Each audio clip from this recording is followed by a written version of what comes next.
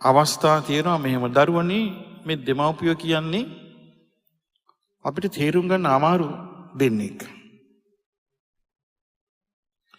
සමහර දෙමව්පියෝ මේ තෙරුවනට අකමැත්තට මේ තියෙන්නේ. කොල්ලා මහාන වෙයි කියලා බය. බයට විරුද්ධ වෙනවා. උඹ මොකටද යන්නේ මෙච්චර වැඩසටහන් වලට? ධර්මයට මොකටද යන්නේ? අර අසවලා ඉන්නේ. උඹත් කාලා බිලා හිටපන්. ඒ කියන්නේ මේ තිසරණේ නැතුව හෝ ශ්‍රද්ධාව නැතුව නෙමෙයි. කොල්ලා දාලා යයි කියලා.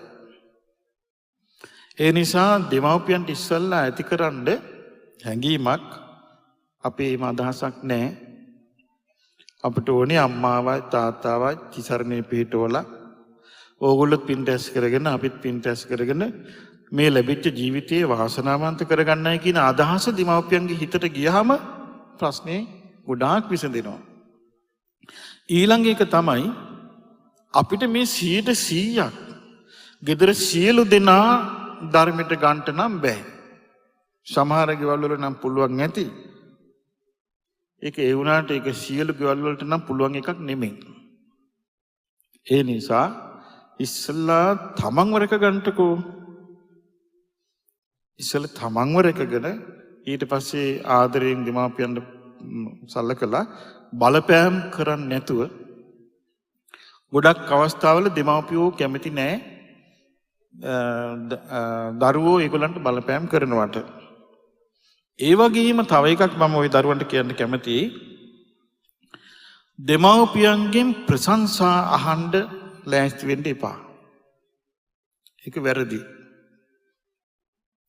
සමහර දරුවෝ දෙමාපියන්ට සලකන්නේ දෙමාපියන්ගෙන් තමන් ගැන ගුණ අහගන්නට.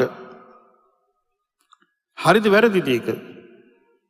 දරුවෝ දෙමාපියන්ට සලකන්නේ ඊට පස්සේ දෙමාපියෝ ඒ දරුවෝ ගැන වර්ණනා කරන්න ඕනේ. ඒක වැරදි. දෙමාපියෝ අහක බලන් හිටියක් කමන්නේ. ඒ නිසා මව්පියන්ගෙන් ප්‍රශංසා හොයන්න යන්න එපා. ගුරුවරුන්ගෙන් ප්‍රශංසා හොයන්න එපා. වැරදි. ඒ මව්පියෝ ලබා දීපු දේවල් හොඳටම ඇති. සාදු සාදු සාදු. හොඳට හඬනගා කියන මාත්